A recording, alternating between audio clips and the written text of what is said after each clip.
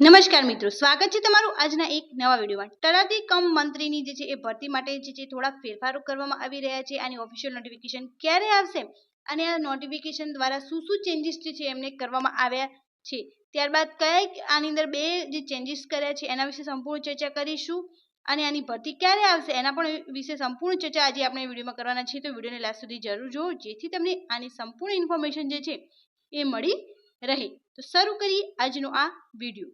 જે પોઝિશન છે એ છે તલાટી કમ મંત્રી અને આ નોટિફિકેશન ગુજરાત પંચાયત સેવા પસંદગી મંડળ દ્વારા કરવામાં આવવાની છે અથવા આનું સિલેક્શન પણ એમના દ્વારા કરવામાં આવવાનું છે।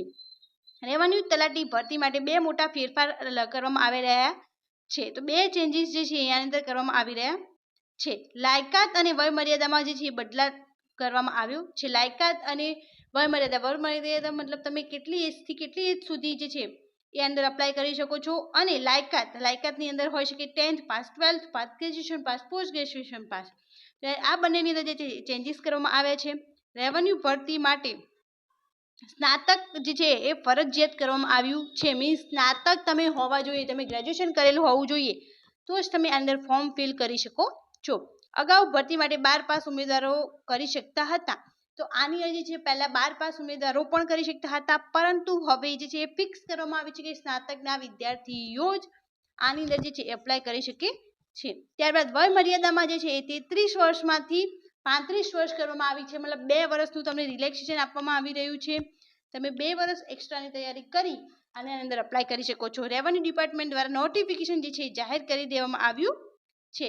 તો તમે જોઈ શકો છો કે તલાટી કમ મંત્રીની પોઝિશન માટે જે છે એ લાયકાત અને વય મર્યાદામાં જે છે ચેન્જીસ કરવામાં આવી રહ્યા છે। લાયકાત જે છે એ 12 પાસના બદલે હવે તમારે સ્નાતક હોવું ફરજિયાત થઈ ગયું છે અને વય મર્યાદા જે છે એ તમારે 33 વર્ષની હતી પહેલાં કે 33 વર્ષ સુધી જ તમે અપ્લાય કરી શકો, જે હવે 35 વર્ષ કરવામાં આવી છે।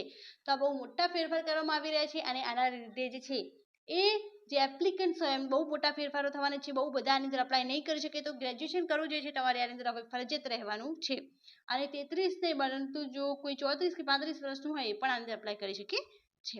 તો આ વિડીયોને વધુથી વધુ શેર કરો જેથી જેને અંદર અપ્લાય કરવાનું હોય એને આની ઇન્ફોર્મેશન મળી રહે। Thank you so much for watching.